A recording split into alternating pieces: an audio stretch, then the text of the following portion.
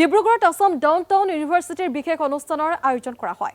Assam downtown ইউনিভাৰ্চিটিৰ campus to corporate industry interaction session শীৰ্ষক অনুষ্ঠানৰ আয়োজন কৰা হয়। ডিব্ৰুগড়ৰ মেধাৱী শিক্ষাৰ্থীসকলকো সম্বৰ্ধনা জনাই আসাম ডাউনটাউন ইউনিভাৰ্চিটি কৰ্তৃপক্ষই। সম্বৰ্ধনাৰ লগতে শিক্ষাৰ্থীৰ বাবে আয়োজন কৰে মত বিনিময় অনুষ্ঠানৰো। শিক্ষাৰ্থীৰ সুবিধাৰ বাবে কেইবাটাও প্ৰখ্যাত ব্যৱসায়িক সংস্থাৰে বুজাবুজি কৰিছে ইতিমধ্যে আসাম ডাউনটাউন ইউনিভাৰ্চিটিয়ে। L&T এডুটেক আৰু VFS global academy IBM SAP আদিৰ দৰে কেইবাটাও সহযোগিতা আগবঢ়াইছে ইতিমধ্যে আসাম ডাউনটাউন ইউনিভাৰ্চিটিলৈ।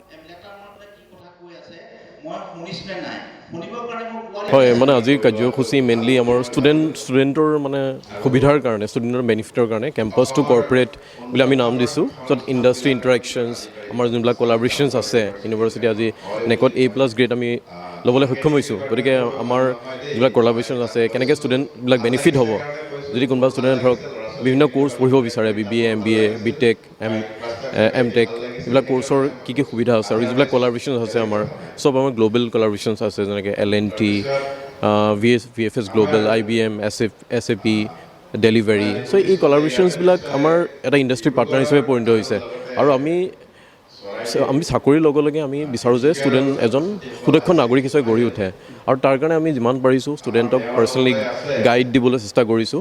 আৰু এই যোনটো ইণ্টাৰেকশ্যন ছেশ্যনছটোৰ জৰিয়তে ষ্টুডেণ্টবিলাকে জানিব পাৰিব যে এই কোৰ্চটো পঢ়ি আমি কেনেকৈ আগুৱাই যাব পাৰোঁ, বা মই যদি কিবা এটা বিজনেছ বা ষ্টাৰ্টআপ ষ্টাৰ্ট কৰিব বিচাৰোঁ তে কেনেকৈ ষ্টাৰ্ট কৰিম, আমি কেনেকৈ ফাণ্ডিং হ'ব পাৰে, যে সকলোবিলাকৰ আনচাৰ এই অনুষ্ঠানটোৰ জৰিয়তে তেওঁলোকে পাব বুলি মই আশা হয়। আজি অসমৰ এখন প্ৰখ্যাত বিশ্ববিদ্যালয় ডাউনটাউন বিশ্ববিদ্যালয়ে ইণ্ডাষ্ট্ৰী ইণ্টাৰেকশ্যন ছেছন এটা আয়োজন কৰিছিলে আৰু কৃতি ছাত্ৰ ছাত্ৰীসকলক সম্বৰ্ধনা জনাবৰ কাৰণে এটা সুন্দৰ অনুষ্ঠান আয়োজন কৰিছিলে। মই ডাউনটাউন বিশ্ববিদ্যালয়ৰ কৰ্তৃপক্ষক ধন্যবাদ জ্ঞাপন কৰিছোঁ এটা সুন্দৰ তেওঁলোকে আয়োজন কৰাৰ কাৰণে।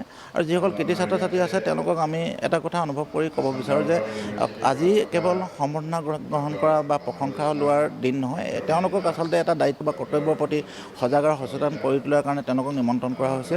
আৰু তেওঁলোকে দেশৰ কাৰণে সমাজৰ কাৰণে কেনেকৈ কাম কৰি যাব, কেনেকৈ দেশখনক ভাল পাব, কেনেকৈ ভাৰতবৰ্ষখনক ভাল পাব, কেনেকৈ নিজক ভাল পোৱাৰ মাজেৰে মানুহক ভাল পোৱাৰ মাজেৰে তেওঁলোকে সমাজখনক আগুৱাই নিব, এই কথাবিলাক আজি আলোচনা নিশ্চিতভাৱে হ'ব। আৰু এই সম্পৰ্কে যিখিনি আয়োজন কৰিছে মই উদ্যোগীসকলক পুনৰবাৰ ধন্যবাদ জ্ঞাপন কৰিছোঁ আৰু কৃতি ছাত্ৰ ছাত্ৰীসকলকো মই পুনৰবাৰ শুভেচ্ছা জ্ঞাপন কৰিছোঁ। হয় মানে আজিৰ কাৰ্যসূচী মেইনলি আমাৰ ষ্টুডেণ্টৰ মানে সুবিধাৰ কাৰণে ষ্টুডেণ্টৰ বেনিফিটৰ কাৰণে কেম্পাছ টু কৰ্পোৰেট বুলি আমি নাম দিছোঁ, য'ত ইণ্ডাষ্ট্ৰী ইণ্টাৰেকশ্যনছ আমাৰ যোনবিলাক কলাবৰেশ্যনছ আছে ইউনিভাৰ্চিটি আজি নেকত A+ গ্ৰেড আমি ল'বলৈ সক্ষম হৈছোঁ। গতিকে আমাৰ যিবিলাক কলাবৰেশ্যনছ আছে কেনেকৈ ষ্টুডেণ্টবিলাক বেনিফিট হ'ব, যদি কোনোবা ষ্টুডেণ্ট ধৰক বিভিন্ন কোৰ্চ পঢ়িব বিচাৰে BBA MBA BTech MTech এইবিলাক কোৰ্চৰ কি সুবিধা আছে আৰু যিবিলাক কলাবৰেশ্যনছ আছে আমাৰ চব আমাৰ গ্লোবেল কলাবৰেশ্যনছ আছে, যেনেকৈ L&T VFS global IBM SAP delivery. So' এই কলাবৰেশ্যনছবিলাক আমাৰ এটা ইণ্ডাষ্ট্ৰী পাৰ্টনাৰ হিচাপে পৰিণত হৈছে আৰু আমি চাকৰিৰ লগে লগে আমি বিচাৰোঁ যে ষ্টুডেণ্ট এজন সুদক্ষ নাগৰিক হিচাপে গঢ়ি উঠে আৰু তাৰ কাৰণে আমি যিমান পাৰিছোঁ ষ্টুডেণ্টক পাৰ্চনেলি গাইড দিবলৈ চেষ্টা কৰিছোঁ।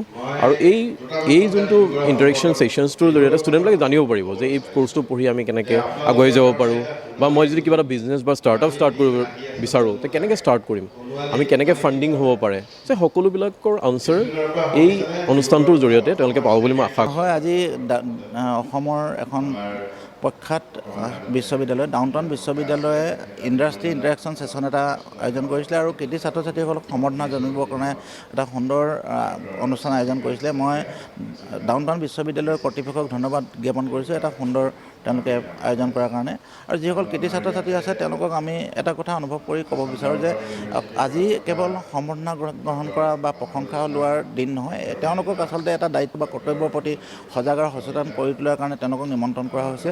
আৰু তেওঁলোকে দেশৰ কাৰণে সমাজৰ কাৰণে কেনেকৈ কাম কৰি যাব, কেনেকৈ দেশখনক ভাল পাব, কেনেকৈ ভাৰতবৰ্ষখনক ভাল পাব, কেনেকৈ নিজক ভাল পোৱাৰ মাজেৰে মানুহক ভাল পোৱাৰ মাজেৰে তেওঁলোকে সমাজখনক আগুৱাই নিব, এই কথাবিলাক আজি আলোচনা নিশ্চিতভাৱে হ'ব। আৰু এই সম্পৰ্কে যিখিনি আয়োজন কৰিছে মই উদ্যোগীসকলক পুনৰবাৰ ধন্যবাদ জ্ঞাপন কৰিছোঁ আৰু কৃতি ছাত্ৰ ছাত্ৰীসকলকো মই পুনৰবাৰ শুভেচ্ছা জ্ঞাপন কৰিছোঁ।